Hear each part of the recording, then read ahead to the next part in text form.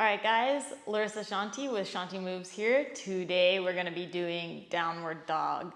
So, downward dog is probably the #1 pose you will see in a yoga class. I don't think I've been to a yoga class that hasn't had downward dog in it. It's a really nice transition, and also eventually when you get comfortable with the pose, it'll be a nice rest pose. In the beginning, unfortunately, it's not so restful because you're still getting used to everything. But today we're going to be learning the foundations, fundamentals, and how to find a little bit more ease within that pose. So this pose really works on opening up the shoulders, strengthening the upper body and the core, and then it also works on the entire back body. So we're lengthening basically from the base of our skull all the way down to our heels, and that's the entire back body line there. And for a lot of us, when we first start doing it, we can be really tight in the hamstrings. So having bent knees is no worries, and as you'll see, I will talk you through the alignment of the pose. So at first, we're going to be starting in tabletop. If you remember our cat-cow video, we go through tabletop. So if you haven't seen that video, you can pause this one and I will put the link probably somewhere up there and you can go check that video out. So tabletop position, knees underneath the hips at hip width distance, wrists underneath the shoulders at shoulder width. And like I said before, if you have pain or compression in your wrists when you're doing this, you can just take the hand a few inches in front and kind of lengthen it out, and that can release that compression and that pain in the wrist there. I had to do that for a little while when I had a wrist thing going on. So, and then another important thing here is you kind of want to engage the core of the body. So you don't want to be sagging down, right? So lift it up, push the hands down into the mat, kind of slight round in the shoulder area. And then to come into our downward dog, we're going to start to tuck our toes. Take a nice deep inhale, engaging the core. And then on the exhale, lift from the hips. So push down with the hands. Start to lift the hips up towards the sky and then shift them back. So to shift them back, you're pushing through the hands, dropping the heart down towards the mat or down towards your thighs. And you want to evenly press through the hands here. So you're pressing through all 4 corners of the hands. And then you can do a little bit of a gripping with the fingers as well. And that creates hasta bandha. So that's the diaphragm in your hands. You can kind of feel the center of your palm suctioning up a little bit on the mat. And then you're pushing through the arms. Triceps are turning down towards the earth, biceps are turning up towards the sky. And then start to reach up through the spine into the hips. So you're sending the hips up and back in that kind of a trajectory. And it kind of helps me to think about turning my tailbone up to the sky. And then remember to engage that belly bandha. We'll go over that in the future, but just kind of a slight engagement in the lower belly area.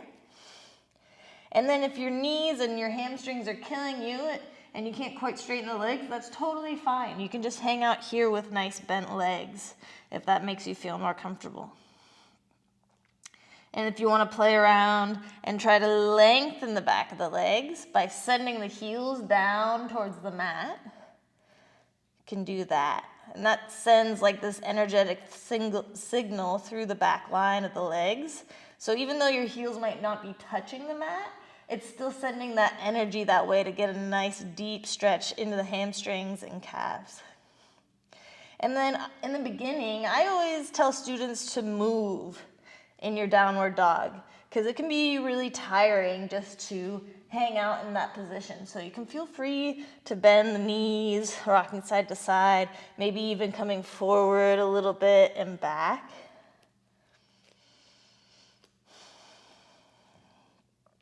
And just find your stability. You can even go side to side.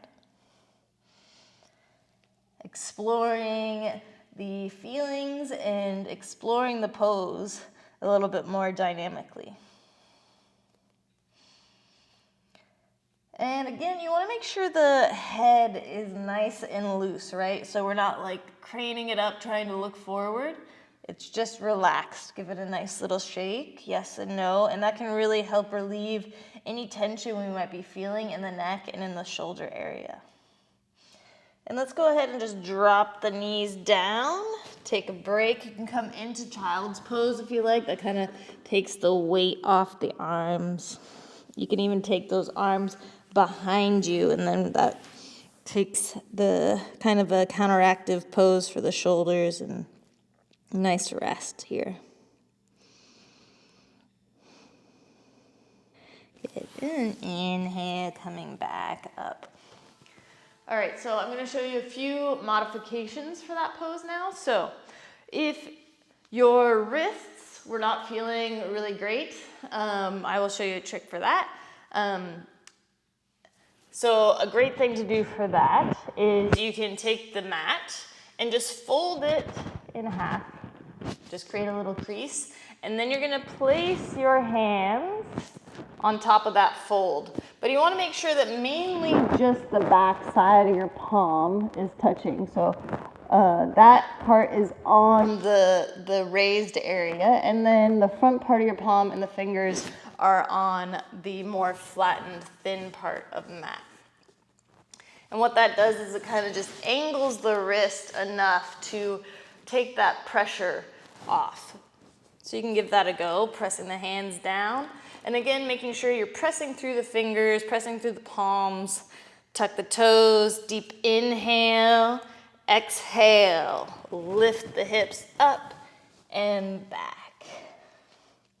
Experiment bending one knee, then the other.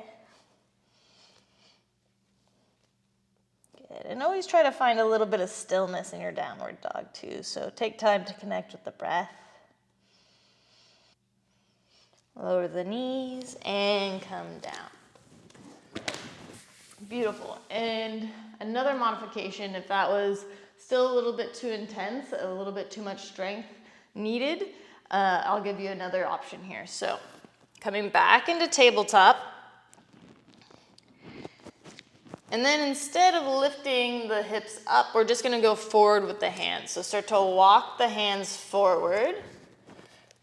Drop the heart down towards the mat and continue to shift the hips back slightly. And we're really trying to keep that engagement in the arms here so we build that strength. So really push through the fingertips, push through the palms. And then reach through the hips. So you're lengthening the sides of the body as well. And then you can even rest the forehead on the mat if that feels good. And release. So that way you're still building the upper body strength you need and still lengthening the sides and the back body. So eventually we can build up to getting into a full downward dog. And those are all my tips and tricks I have for you for downward dog. So if you have any questions, put them in the comments below. I'll be happy to answer them. If you want to see more of these, go ahead, like, subscribe, hit the bell so you get notifications, all that YouTube mumbo jumbo that I'm learning. Hope you like it and let me know. Until next time, namaste.